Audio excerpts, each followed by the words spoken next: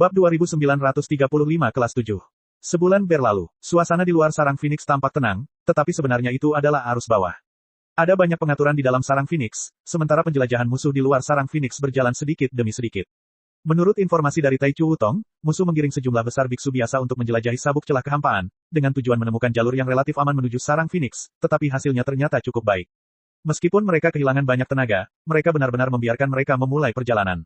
Sekarang banyak setengah orang suci telah memasuki celah kehampaan. Dilihat dari kemajuan ini, saya khawatir mereka akan dapat mencapai sarang Phoenix dalam waktu kurang dari beberapa bulan.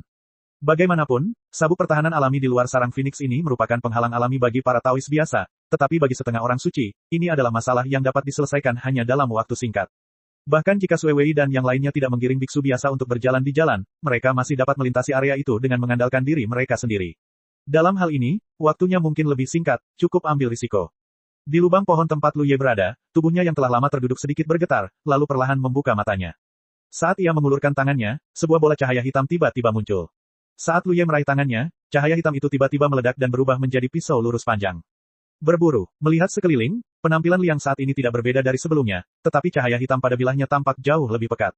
Tidak masalah jika hanya seperti ini, tetapi kuncinya adalah berkah yang dapat diberikan pedang Fang kepada Lu Ye lebih kuat dari sebelumnya. Setelah Liang menelan sang dan dipromosikan menjadi harta karun, Lu Ye menghabiskan banyak waktu untuk memeliharanya secara ekstrim. Saat itu, berkah yang dapat diberikannya kepada Lu Ye adalah 2048 kekuatan. Liao adalah prajurit Tao yang diandalkan Lu Ye untuk bergabung dengan Tao, dan Lu Ye terlahir sebagai seorang kultivator militer. Lebih dari 2000 kekuatan ini tentu saja tidak dianggap sebagai kekuatan eksternal, tetapi fondasinya sendiri. Dalam latihan ini, berkah ini melonjak dari 2048 jalur menjadi lebih dari 3500 jalur, yang meningkat sebanyak 1500. Jumlah spesifiknya adalah 1536 jalur. Peningkatan ini tidak kalah dengan kekuatan dan fondasi Lu Ye secara keseluruhan. Perlu diketahui bahwa kekuatan dan tingkat kultivasinya telah mencapai levelnya, dan menjadi sangat sulit untuk memperkuat kekuatannya. Misalnya, Na Fei mungkin tidak dapat meningkatkan kekuatannya meskipun telah berlatih keras selama puluhan atau ratusan tahun. Namun, Lu Ye baru 3 bulan bermeditasi, jadi ia telah mencapai peningkatan yang luar biasa. Ini tidak diragukan lagi merupakan keahlian dari pohon bakat, dan juga menegaskan kelayakan rencana Lu Ye untuk menelan taring dengan pohon bakat dan kemudian meningkatkan kekuatannya sendiri. 1536 jalur, ini adalah angka yang sangat menarik, karena 3 kali lipat dari angka 512. Dan 522 adalah kekuatan paling dasar dari sebuah harta karun. Dengan kata lain, harta karun terlemah di dunia juga dapat mengerahkan 512 kekuatan. Alasan mengapa Liao dapat membawa lebih dari 2000 berkah kepada Lu Ye setelah ia mencapai harta karun tertinggi adalah karena ia menelan sang, mewarisi segalanya tentang sang, dan melompati banyak harta karun tertinggi. Menurut klasifikasi kualitas harta karun Bakyu, setelah melahap sang, kualitas Xiao seharusnya berada di tingkat keempat. Sekarang, sudah tingkat ketujuh. Setiap peningkatan level harta karun dapat menghasilkan peningkatan kekuatan dasar. Ini adalah hasil dari penggunaan pohon bakat Lu Ye untuk menelan lebih dari 20 harta karun. Sebaliknya, keuntungan Lu Ye terlalu besar. Perlu diketahui bahwa Bakyu telah berada di dunia batin selama bertahun-tahun yang tak terhitung jumlahnya sebelum ia mengolah Sang Yun ke tingkat keempat. Namun, pihak Lu Ye hanya membawa Liao dari tingkat keempat ke tingkat ketujuh dalam 3 bulan. Karena ia tidak perlu mencari lawan, bertarung dengan darah, dan berusaha keras menghancurkan harta karun orang lain, sehingga pedangnya dapat menelan misteri di dalamnya sedikit demi sedikit dalam pertempuran. Manfaat besar lainnya adalah ia tidak perlu merawat diri sendiri. Lu Ye telah menghabiskan banyak energi, waktu, dan banyak kekuatan Tao sebelumnya untuk merawat Yamen hingga batasnya, memungkinkannya mengerahkan lebih dari 2000 kekuatan Tao untuk memberkatinya. Namun, karena buah taring telah menjadi buah dari pohon bakat, proses perawatannya langsung dihilangkan. Buah pisau taring pada pohon bakat dapat langsung mengerahkan kekuatan tingkat ketujuhnya setelah dipromosikan. Ini tidak hanya menghemat kekuatan jalan, tetapi yang lebih penting, menghemat waktu. Lu Ye sedikit mengernyit saat ia menundukkan kepala dan menatap pisau panjang di tangannya. Dalam waktu singkat, kekuatannya telah meningkat pesat, yang tentu saja menggembirakan, dan ini juga membuktikan bahwa petualangannya bersama Liao sangat berharga, tetapi peningkatan lebih dari 1500 kekuatan saja tidak cukup untuk mengubah keadaan. Meskipun kekuatannya saat ini dapat melampaui Fei, paling banter setara dengan Sui Wei dan Si Sengya, atau bahkan sedikit lebih rendah. Sedangkan untuk Xingsu, belum lagi dia, yang merupakan separuh pertama dari Santo yang bahkan Si Sengya anggap lebih rendah. Jadi, kita masih perlu terus meningkatkan diri. Sedikit, terdengar suara Liao. Dibandingkan dengan keadaannya sebelumnya, setelah ditelan dan berubah menjadi buah, persepsi Liao tentang dirinya menjadi lebih jelas. Lu Ye, aku merasa selama aku menelan harta karun lain, aku seharusnya bisa naik ke level berikutnya. 20 harta karun sebelumnya memungkinkan Yao naik ke level 3, tetapi sekarang ia hanya tinggal 1 bidak lagi untuk bisa naik ke level berikutnya. Dengan kata lain, dibutuhkan hampir 6 atau 7 harta karun untuk ditelan untuk meningkatkan levelnya terlebih dahulu, lalu meningkatkan kekuatan Lu Ye sebanyak 512 kali. Dulu, tidak mudah menemukan 6 atau 7 harta karun. Sue Jiu berencana merebut papan catur langit berbintang, tetapi waktu yang dibutuhkan dihitung dalam 10.000 tahun. Namun situasinya berbeda sekarang. Tidak hanya ada banyak semi santo di seluruh Star Abyss, tetapi harta karun juga tidak lagi langka. Bahkan perkemahan semi santo kita sendiri memiliki banyak harta karun. Namun, harta karun di tangan banyak klan naga bisa jadi merupakan senjata yang telah menemani para penguasa naga selama bertahun-tahun yang tak terhitung jumlahnya, atau mereka baru saja bergabung dengan Lu Ye dan Tai Chu Wutong. Belum lagi yang pertama adalah ketergantungan para penguasa naga pada pertempuran melawan musuh, kelompok yang terakhir semuanya cerdas, karena situasi saat ini datang untuk bergabung dengan kita dan mengambil inisiatif untuk membiarkan para penguasa naga mengendalikan mereka, sehingga wajar jika sulit untuk menelan mereka. Yang bisa Lu Ye putuskan hanyalah harta karun di tangan musuh. Untungnya, musuh memiliki sejumlah besar harta karun di tangannya. Jika semuanya bisa direbut, berkah yang dibawa oleh satu pisau Panshan saja mungkin tidak kalah dengan teknik rahasia langit dan bumi bagian dalam. Memikirkan hal ini, ia tak bisa tidak memikirkan rumah harta karun Xing Yuan. Yuan dapat mengirimkan begitu banyak harta sekaligus untuk digunakan oleh para setengah suci boneka, jadi pasti ada lebih banyak lagi di rumah harta karun Star Abyss. Siapa yang tahu berapa banyak kecerdasan harta karun yang telah terkikis selama puluhan ribu tahun terakhir. Jika ia bisa menemukan lokasi spesifik rumah harta karun Xing Yuan, ia pasti bisa menjadi gemuk dalam sekali teguk. Sayangnya, seperti halnya orang-orang yang tidak tahu lokasi spesifik dunia yang menyatu, rumah harta karun jurang bintang hanya ada dalam legenda. Mungkin hanya Yuan sendiri yang tahu di mana lokasi spesifik rumah harta karun itu. Dengan menahan diri, Lu Ye berteriak pelan, pohon tua. Kehampaan di depannya terpelintir, dan Tai Chu Wutong menampakkan sosoknya. Ketika Lu Ye membuka matanya, Su Tua menyadarinya, tetapi ia tidak muncul untuk mengganggunya sampai sekarang. Lu Ye berinisiatif untuk memanggil. Xiao Ye, pedang harta karunmu, sepertinya sedikit berbeda dari sebelumnya. Pohon tua itu menatap pedang Fang dan berpikir sejenak. Hahaha, tetua pohon itu penglihatannya bagus. Saat tertawa, Lan telah berubah wujud menjadi Lu Ye dan berdiri di depan Tai Chu Wutong. Tai Chu Wutong tercengang. Ia menatap Lu Ye yang telah berubah wujud oleh pedang Fang, lalu menatap dewa asli Lu Ye. Ia tak mengerti apa yang sedang terjadi sesaat. Wajar saja jika kecerdasan spiritual harta karun tertinggi memanifestasikan dirinya saat ini, tetapi dewanya masih ada, yang jelas berbeda dari apa yang sedang dilakukan Liao. Penampilan Liao lebih mirip transformasi monster.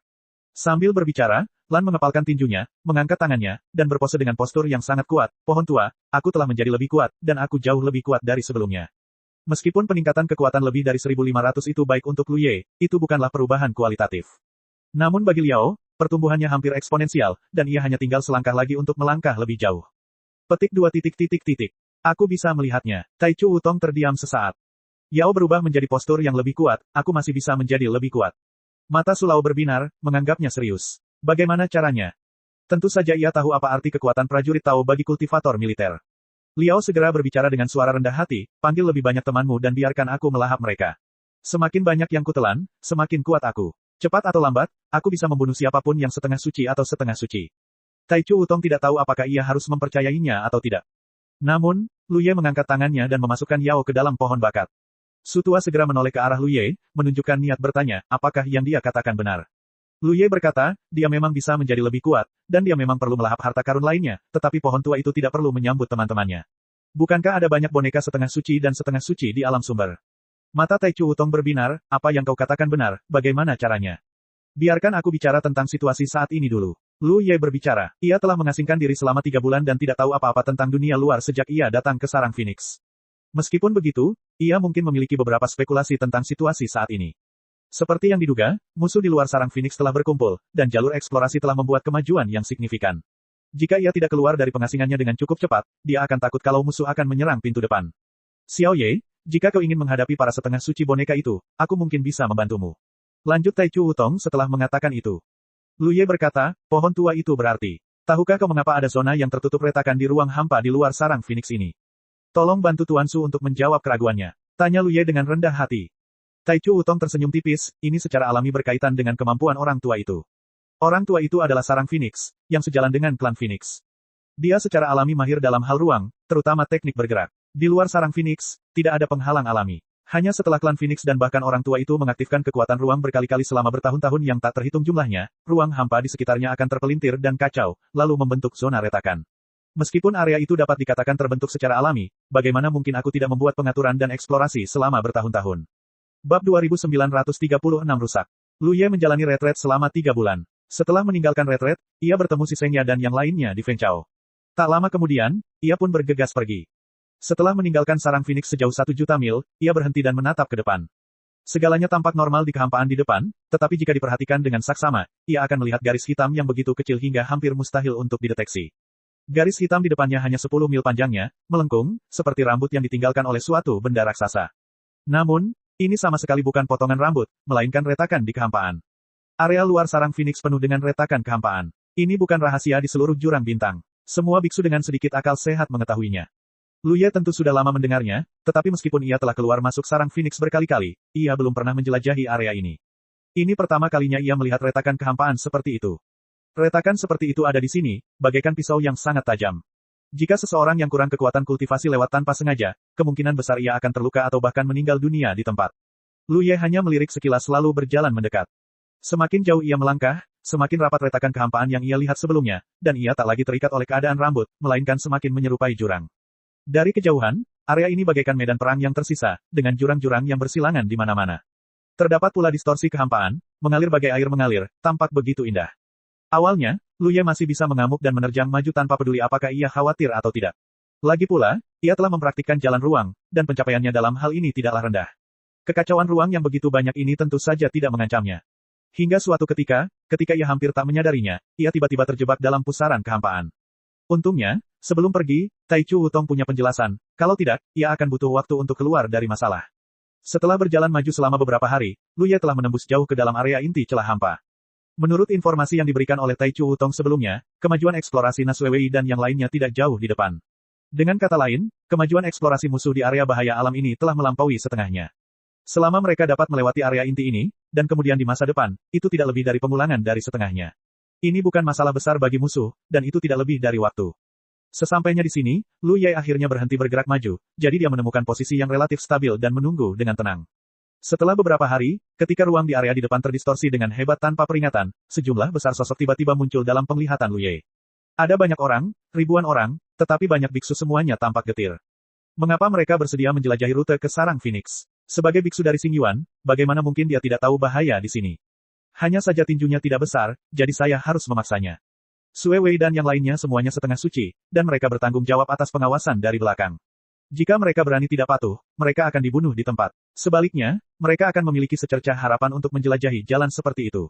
Awalnya, ada hampir 10.000 dari mereka, beberapa dari kota Qianliu, dan beberapa dirampok oleh Sue Wei dan yang lainnya dari kota Hedao di mana-mana, tetapi setelah menjelajahi ini, hanya ada sedikit orang yang tersisa. Tidak banyak biksu yang benar-benar dapat dipastikan telah jatuh, dan mereka tiba-tiba menghilang saat berjalan. Situasi di area ini sungguh aneh. Transformasi spasial ini tidak dapat dikaitkan dengan akal sehat. Bahkan para semi-santo yang menekan formasi di belakang seringkali sulit dideteksi tepat waktu. Hedao, yang berjalan di depan, tiba-tiba merasa terkejut dan mendongak ke arah Lu Ye berada. Ini adalah pertama kalinya mereka bertemu orang luar setelah berjalan di area ini begitu lama. Hedao tidak tahu apakah ia bingung. Ia tidak perlu lagi memastikannya, karena tepat ketika ia menemukan Lu Ye, sebuah suara serak datang dari belakang Lu Ye. Seketika, tekanan dari setengah santo memenuhi udara, dan saat banyak orang gemetar bersama, sesosok berwarna darah muncul di depan semua orang, dan itu adalah para Blood Wei yang menekan formasi di belakang. Pada saat ini, Sue Wei menatap Lu Ye dengan berapi-api, seolah-olah ada sesuatu yang belum terselesaikan satu sama lain. Semi-santo terkuat dari klan vampir itu benar-benar membenci Lu Ye. Meskipun kesalahan terbesar dalam pertempuran terakhir untuk menyerang Long Cheng adalah Fei dituntun oleh Sue Jiu, jika Lu Ye tidak menunjukkan kekuatannya yang luar biasa di medan perang, kerugiannya sendiri tidak akan sebesar ini. Pada akhirnya, jika klan naga setengah suci tidak diincar oleh Yuan dan kehilangan kemampuan untuk menggunakan kekuatan eksternal, mereka pasti sudah kalah dalam pertempuran tersebut. Setelah itu, banyak kultivator di Long Cheng mengungsi, dan Sue Wei berpikir bahwa ia masih bisa mendapatkan manik Tao tingkat Yu. Siapa sangka Lu Ye bahkan mematahkan pikiran ini untuknya, yang sungguh penuh kebencian. Ketika Sue Wei datang dari alam sumber, ia hanya memiliki musuh besar di matanya. Namun setelah pertempuran terakhir, ia menyadari bahwa di jurang bintang ini, selain si Sengya, Lu Ye tidak boleh diremehkan. Namun, ia tidak menyangka Lu Ye tiba-tiba muncul di tempat seperti ini. Hal pertama yang terlintas di benaknya adalah penyergapan di sini. Namun, ketika ia melihat sekeliling, tidak ada orang lain dalam penglihatannya selain Lu Ye, dan tidak ada vitalitas lain dalam persepsinya. Meskipun area ini kacau dan persepsinya terkadang membingungkan, Sue Wei masih bisa memastikan apakah ada penyergapan atau tidak. Sendirian, Sue Wei mengerutkan kening, bertanya-tanya apa yang Lu Ye coba lakukan. Ia mengakui bahwa Lu Ye sangat kuat, tetapi jika ia ingin menghentikan mereka, seorang setengah suci seperti itu akan menjadi khayalan belaka. Aku ingin membunuh anak ini. Fei berdiri di samping Sue Wei sejenak, matanya gelap. Sue Wei membenci Lu Ye, dan Fei juga salah. Setelah pertempuran sebelumnya, meskipun tidak ada yang menyalahkannya, ia tentu tahu apa masalahnya. Dari sudut pandangnya, semakin besar kontribusi Lu Ye dalam perang itu, semakin bodoh ia terlihat. Tunggu, lihat apa yang ingin dia lakukan. Sue Wei mengerutkan kening. Lu Ye tiba-tiba berlari ke sini tanpa alasan, dan jelas sedang menunggu kedatangan mereka. Pasti ada beberapa rencana, tetapi Sue Wei tidak bisa menebak apa yang sedang direncanakan orang ini. Ketika 2,5 santo dari alam sumber berkomunikasi, Lu Ye juga sedang mengawasi di sini. Berdasarkan informasi yang tersedia saat ini, musuh menggunakan berbagai cara untuk membuka jalan, mengumpulkan 1/2 santo untuk menghindari kemungkinan risiko, dan menjelajahi semua jalan ke tempat ini. Meskipun ada terlalu banyak orang dan tidak dapat melihat gambaran lengkapnya, 1/2 santo musuh seharusnya ada di sini, dan jumlahnya tidak berkurang tetapi bertambah. Karena selama masa mundurnya, beberapa 1/2 santo dari alam sumber memasuki jurang bintang satu demi satu. Ketika para 1/2 santo ini datang ke jurang bintang, mereka pasti telah menghubungi Sue Wei dan yang lainnya lalu berkumpul. Bagus sekali, dia mengangguk kecil. Dalam hal ini, akan bermanfaat untuk merencanakan rencana dengannya.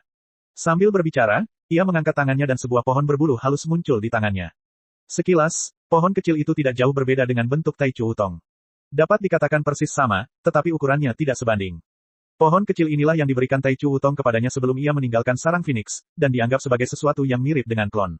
Di langit berbintang, pohon reinkarnasi memiliki klon, dan Tai Chu Wutong secara alami memiliki kemampuan yang serupa. Namun, meskipun keduanya merupakan harta karun pohon tersebut, secara relatif, klon pohon reinkarnasi tidak diragukan lagi lebih misterius. Klon Tai Chu Wutong tidak dapat dianggap sebagai klon sungguhan, karena tidak memiliki kecerdasan, melainkan hanya sarana untuk menghadapi situasi tertentu, dan waktu yang lama. Mengikuti nasihat Tai Chu Wutong sebelumnya, Lu Ye mengaktifkan kekuatan Tao dan terbang ke pohon kecil di tangannya. Tepat ketika Lu Ye tiba-tiba mengorbankan pohon kecil yang aneh ini, Sue Wei yang sedang menatapnya tiba-tiba merasa ada yang tidak beres. Ia ingin menguji kata-katanya dan melihat apa yang ingin dilakukan Lu Ye, tetapi sebelum ia sempat mengatakannya, Lu Ye telah melakukan tindakan seperti itu. Apapun tujuan Lu Ye, Sue Wei tidak bisa duduk diam dan menonton, jadi ia berteriak dengan suara rendah, bunuh dia. Tubuhnya tiba-tiba berubah menjadi cahaya berdarah dan bergegas menuju Lu Ye. Fei mengikutinya dari dekat, dan dengan bantuan cahaya darah, jejaknya menghilang. Di sisi lain, saat tubuh Lu Ye melonjak, pohon kecil itu tiba-tiba membesar, dan dalam sekejap mata, berubah menjadi pohon yang menjulang tinggi dengan mahkota yang megah dan cabang-cabangnya yang bergoyang dan memanjang. Anehnya, cabang-cabang yang memanjang itu justru menembus celah-celah di kehampaan. Kehampaan itu tiba-tiba bergetar. Sue Wei dan Fei, yang bergegas menuju Lu Ye, terkejut dan syok. Getaran kehampaan menjadi semakin dahsyat, dan hanya tersisa 3 tarikan napas sebelum dan sesudahnya, sebuah pemandangan yang mengejutkan tiba-tiba muncul. Cabang-cabang yang tak terhitung jumlahnya menyebar dari segala arah di celah-celah kehampaan yang bisa dilihat dengan mata telanjang. Sepertinya ada pohon raksasa yang tumbuh pesat di dalam celah itu. Area ini sudah kacau, dan menjadi semakin terdistorsi. Sue Wei akhirnya memaksa dirinya untuk tenang dan bergegas menuju Lu Ye lagi. Terlepas dari apapun akar permasalahannya, sudah pasti itu berasal dari tangan Lu Ye, dan pasti ada hubungannya dengan pohon kecil yang baru saja dikorbankannya. Jika demikian, menyelesaikan Lu Ye terlebih dahulu mungkin dapat menyelesaikan perubahan yang terjadi. Namun, Sue Wei segera menyadari ada yang tidak beres. Ia jelas-jelas sedang berlari ke arah Lu Ye, tetapi ia merasa jarak di antara mereka semakin menjauh. Dan Fei, yang berada tepat di sampingnya, tidak tahu kemana ia pergi sekarang. Ketika ia menoleh dan melihat ke belakang, sosok banyak biksu di belakangnya tampak semakin jauh dan dekat, terkadang tampak dan terkadang melayang, sangat samar. Ini jelas karena distorsi ruang. Apa yang kau lakukan? Sue Wei menoleh dan bertanya ke arah Lu Ye. Lu Ye mengabaikannya dan telah mencubit sebuah trik sulap aneh di tangannya. Ketika kekosongan di sekitarnya terpelintir hingga batas tertentu, trik sulap itu tiba-tiba berubah dan berbisik rusak. Bab 2937 Perburuan dimulai. Sepanjang sejarah, terlepas dari perubahan dunia luar, 10 kota Hedao di dunia batin selalu memiliki tempat bagi sarang Phoenix, dan seperti kota naga, semuanya termasuk yang terbaik. Belum lagi 10 besar, bahkan kota Hedao yang paling biasa pun memiliki sistem perlindungannya sendiri, kecuali jika kota tersebut seistimewa kota Yifu. Karena jumlah suku Feng sangat sedikit, kota ini terdaftar dalam bahaya alam, sehingga tidak pernah terlalu memperhatikan perlindungan. Namun, tidak memperhatikan bukan berarti tidak ada. Sarang Phoenix memiliki sistem perlindungannya sendiri, yang kini telah diaktifkan, dan banyak biksu yang dievakuasi dari kota naga bertanggung jawab atas perlindungan tersebut. Selain sarang Phoenix, Tai Chu Wutong bahkan lebih tertata secara gelap. Ia merupakan harta karun peninggalan leluhur naga dan Phoenix di alam semesta, dan secara alami ia waspada dan peka terhadap kemungkinan krisis di masa depan. Yang kini diilhami Lu Ye adalah tangan tersembunyi yang tersusun di banyak celah ruang angkasa oleh Tai Chu Wutong. Jalan ruang angkasa adalah kekuatan alaminya, sehingga secara alami ia dapat menggunakan tangan Lu Ye untuk mencapai tingkat ini. Ketika keempat penjuru ruang hancur, keempat kutub runtuh dan alam semesta menjadi kacau balau. Di tengah riuhnya seruan, ribuan biksu menggunakan cara mereka masing-masing untuk melarikan diri dari tempat itu, tetapi sia-sia. Turbulensi kehampaan yang bergejolak bergulung keluar dari celah yang ada di mana-mana, menyapu seperti gelombang besar. Orang-orang Hedao ada di dalamnya, tetapi sebagian besar dari mereka tertelan dalam sekejap, menghilang tanpa jejak.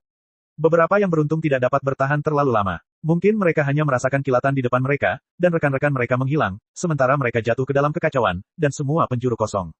Para Semi Santo bertahan lebih lama. Tidak peduli apakah mereka adalah Semi Santo seperti Ru Suewei yang datang dari dunia sumber, atau Semi Santo boneka, mereka bertindak segera setelah mereka menyadari ada sesuatu yang salah, tetapi apapun yang mereka lakukan, mereka tidak dapat menahan bahaya yang menghancurkan ruang.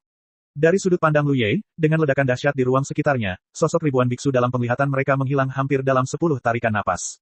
Bahkan ia sendiri tersapu oleh arus kehampaan yang bergejolak dan menjadi pusing, tetapi karena ia telah mempraktikkan jalan ruang, ia dapat bertahan lebih lama daripada yang lain. Kehampaan itu hancur dan kacau. Keadaan ini berlangsung lama sebelum perlahan mereda, tetapi kehampaan yang hancur ini tidak kembali ke keadaan semula, melainkan mempertahankan keadaan kacau. Ribuan biksu dan bahkan Lu Ye yang semula berada di sini menghilang.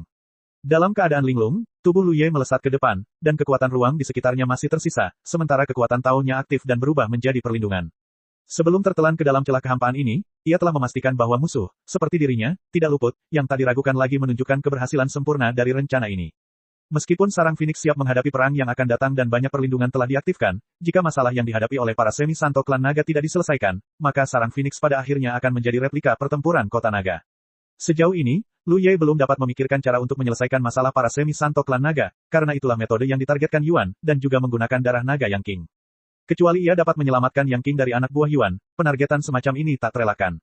Namun, jika ia benar-benar memiliki sarana untuk menyelamatkan Yang King, maka musuh-musuh sebanyak ini dapat diabaikan. Namun, sulit untuk bertaruh. Sekali gagal, nyawa banyak Semi Santo klan naga akan melayang. Oleh karena itu, yang terbaik adalah jika pertempuran di Phoenix Nest dapat dihindari. Rencana awal Lu Ye adalah membunuh satu persatu, dan untuk meminimalkan tekanan yang akan dihadapinya. Kekuatannya sekarang telah meningkat, dan musuh pasti tidak akan menduganya. Jadi jika dioperasikan dengan benar, mungkin tidak ada kesempatan untuk menghadapi beberapa musuh terlebih dahulu dan kemudian mengurangi tekanan di masa depan. Namun, Tai Chu Utong memberikan proposal yang lebih baik, yaitu bertindak dengan bantuan pengaturan rahasianya selama bertahun-tahun. Sekarang kekosongan telah pecah, musuh ditelan ke dalam celah-celah di kekosongan, tersebar ke segala arah, Lu Ye tidak harus menghadapi terlalu banyak pengepungan musuh sekaligus. Dengan kata lain, dia sekarang memiliki kesempatan untuk berburu sendirian. Ini tidak diragukan lagi situasi terbaik baginya. Dengan kekuatannya saat ini, selama dia tidak bertemu Sue Wei atau Xing Zhou, dia pada dasarnya tidak akan berbahaya. Bahkan jika dia bertemu Sue Wei, dia bisa bertarung dengannya. Terdapat aliran turbulen di celah antara kehampaan, tak hanya datang dan pergi tanpa jejak, tetapi juga seperti formasi teleportasi acak yang terbentuk secara alami. Begitu terperangkap di dalamnya, tak akan ada kekhawatiran tentang kehidupan, tetapi tak seorang pun tahu di mana mereka akan berada. Oleh karena itu, begitu seorang biksu biasa jatuh ke tempat seperti ini, sulit untuk menemukan jalan keluar, bahkan seorang Semi Santo pun tak terkecuali. Yang perlu dilakukan Lu Ye sekarang adalah mencari jejak Semi Santo musuh di sini, lalu memburu mereka. Ruang di dalam celah kehampaan itu kacau dan sulit untuk menentukan arahnya. Lu Ye bertindak santai. Tak lama setelah ia mulai mencari di sini, pusaran turbulen tiba-tiba muncul di dekatnya. Tiba-tiba, sebuah vitalitas terlepas darinya. Secara kebetulan, aku berada di samping Lu Ye. Secara naluriah, Lu Ye mengangkat tangannya dan mengorbankan pisau Panshan, lalu menebasnya dengan satu pisau. Bila pisau itu berhenti kurang dari 3 inci di atas kepala pengunjung itu, dan Lu Ye sedikit mengernyit. Lu, saudara Lu, apakah saudara Lu? Sebuah suara gemetar terdengar di telinga Lu Ye, dan jelas bahwa pengunjung itu juga menyadari ada yang tidak beres. Betapapun bingungnya ia setelah jatuh ke tempat ini, bagaimana mungkin ia tidak menyadari krisis hidup dan mati saat itu. Jika kau merasakan napas di sampingmu, kau tentu akan membuat beberapa penilaian. Lagi pula, Lu Ye tidak menutupi tubuhnya saat ia muncul sebelumnya. Terima kasih karena tidak membunuhku, jadi aku terpaksa melakukannya. Melihat Lu Ye diam saja, He Dao segera berkata, kekuatanmu tidak sebaik manusia. Kalau kau tidak mau mati, kau hanya bisa digiring seperti babi atau anjing. Kali ini kau terjerumus ke medan seperti ini adalah salahmu sendiri. Jangan khawatir, jika kau tidak bisa lolos dari masalah, itu semua hanyalah hukuman mati. Jika kau punya kesempatan untuk lolos, kau tidak akan bermusuhan dengan Dao lagi di masa depan. Orang ini tak diragukan lagi berpikiran jernih dan fasih. Ia mengungkapkan ketidakberdayaan dan keluhannya dalam beberapa kalimat sederhana, serta mengungkapkan posisi dan pikirannya. Lu Ye juga tahu bahwa mereka terpaksa melakukannya. Kalau tidak, mereka tidak akan meletakkan pedang mereka sekarang. Lagi pula, semua orang tidak punya dendam, dan mereka belum pernah melihatnya sebelumnya. Pihak lain benar-benar hanya dipaksa oleh situasi. Jangan melawan. Lu Ye mengulurkan tangan dan meraihnya sambil berbicara. Sebelum He Dao sempat bereaksi, ia merasakan bahunya merosot, dan ia merasa ingin berputar. Perasaan ini sangat mirip dengan saat ia baru saja jatuh ke celah-celah kehampaan, yang membuatnya merasa tersapu oleh pusaran kehampaan lagi. Namun, setelah sesaat linglung, pandangannya tiba-tiba bersinar, dan ia tertegun. Perlu diketahui bahwa tidak ada cahaya di celah-celah kehampaan, arahnya tidak jelas, dan sulit untuk melihat. Namun, sebuah cahaya tiba-tiba muncul, yang membuatnya bingung sejenak. Namun tak lama kemudian ia menoleh ke satu arah, karena ada aura harta karun yang sangat kuat terpancar dari sana. Umumnya, He Dao jarang bersentuhan dengan harta karun, tetapi orang ini pernah terkekang sebelumnya, baik Sui Wei maupun para semi-santo boneka, mereka semua memiliki harta karun, terutama yang terakhir, yang hampir selalu memegang harta karun itu di tangan mereka. Oleh karena itu, He Dao ini tidak asing dengan aura harta karun tersebut. Di manakah ini dan bagaimana bisa ada harta karun? Ia sempat bingung, tetapi melihat sebuah menara kecil menggantung di udara. Ia sedikit tertegun karena merasa menara kecil itu terasa familiar. Setelah memikirkannya dengan saksama, ia tiba-tiba menyadari bahwa menara kecil itu tampak persis sama dengan menara waktu milik klan naga. Ia juga berpartisipasi dalam upacara kota naga dan sangat terkesan dengan pemandangan misterius yang diungkap menara waktu dari sungai waktu yang panjang. Duduklah, jangan bertindak gegabah. Karena Lu Ye telah menyelamatkan hidupmu, jangan mencari kematian. Sebuah suara tiba-tiba terdengar. He Dao, yang sedang menatap menara waktu, terkejut dan berbalik, menyadari bahwa ia tidak sendirian di dunia yang tak terjelaskan ini. Di celah kehampaan, Lu Ye terus menjelajah. Ada keuntungan, tetapi yang kau temui adalah tentang Tao. Dengan mentalitas santai menyelamatkan nyawa orang saat kau sedang tidak aktif, Lu Ye melemparkan semua Tao yang kau temui ke dalam dunia batinnya. Tidak sulit untuk memahami mengapa demikian. Garis keturunan Sui Wei memiliki ribuan ikatan Tao, yang mencakup sebagian besar penduduk, tetapi jumlah orang yang berada di tingkat semi-suci kurang dari 100.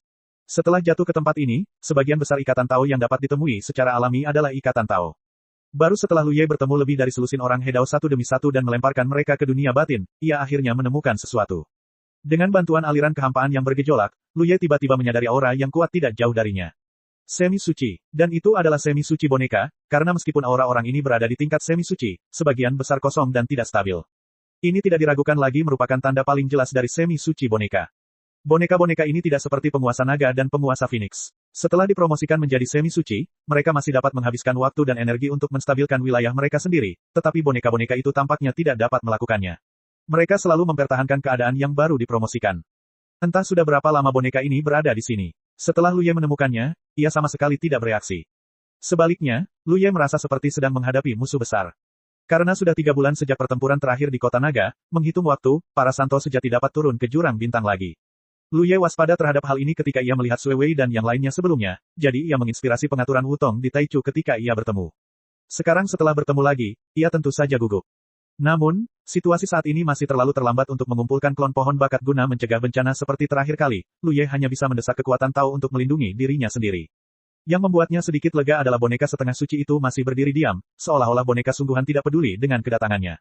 Mata Lu Ye berangsur-angsur menjadi lebih cerah. Bagaimana Ping Yuan bisa melepaskan kebenciannya jika ia punya kesempatan? Hal ini dapat dilihat dari pengalaman masa lalu. Ketika jejak Lu Ye berhasil ditemukan, Yuan tidak pernah menahan diri ketika sang suci sejati dapat bertindak. Bab 2938, Persuasi. Di celah kehampaan, Lu Ye tetap tak bergerak dan tak sengaja menahan napas. Boneka setengah suci yang berdiri tak jauh darinya juga tak bergerak. Matanya berkilat, dan tubuh Lu Ye bergoyang, melesat ke arah boneka itu bagai anak panah yang terlepas dari tali.